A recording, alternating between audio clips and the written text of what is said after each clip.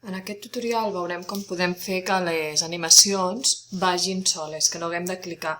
Ara mateix tenim 3 imatges en aquesta diapositiva i cada imatge té 2 animacions, la imatge 1 d'entrada, la imatge 2 d'entrada, la imatge 3 d'entrada i després començarien a marxar. Imatge 1 sortida, imatge 2 sortida, imatge 3 sortida. Marxen i entren per ordre. Aquesta és la 1, aquesta és la 2 i aquesta és la 3. Ara, si jo engego la presentació, he d'anar clicant.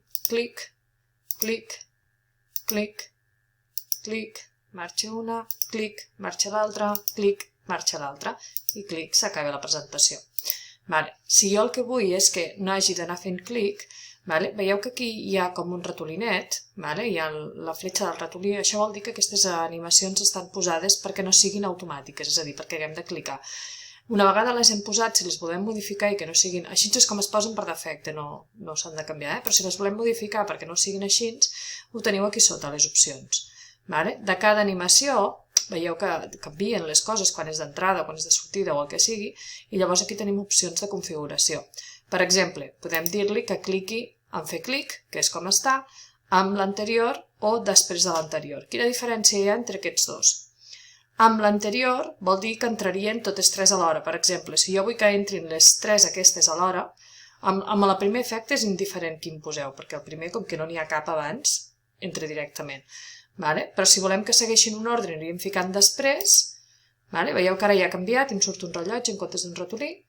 I si jo ara aquestes 3 imatges vull que entrin totes 3 alhora, doncs en comptes de ficar després de l'anterior, que llavors entraria primer la imatge 1 i després la imatge 2, clicaria amb l'anterior, amb la qual veieu que no surt el rellotge.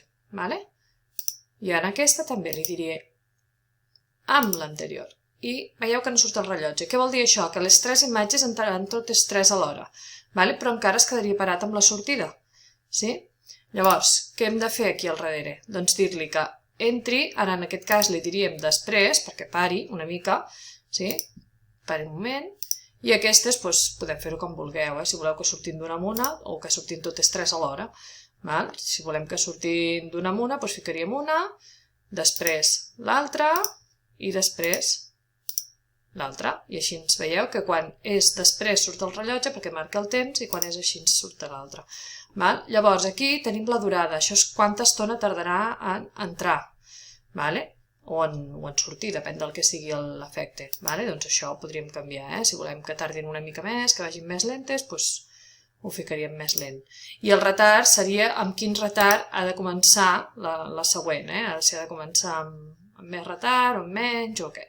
Aquesta per aquí, per exemple, tarda 5 segons en sortir, trobo que és massa, doncs ho ficarem amb 2. I ara anem a veure com ha quedat això. Si apretem aquí, ara no estic tocant res, veieu que han entrat les 3 alhora i ara marxen. Potser és un pèl ràpid aquesta entrada, totes 3 alhora, però si ho canviéssim i fiquéssim primer una, després l'altra i després l'altra, això es pot canviar. Veieu? Ara em surt un rellotge i ara em surt un altre rellotge. Ara farà tot per ordre. La primera, la segona, la tercera, 1, 2 i 3. La idea és aquesta, aquí heu de vigilar si teniu ratolins o teniu rellotges o no teniu res, que llavors vol dir que entrarà juntament amb l'altra. Entrarà juntament amb la següent. I això és tot.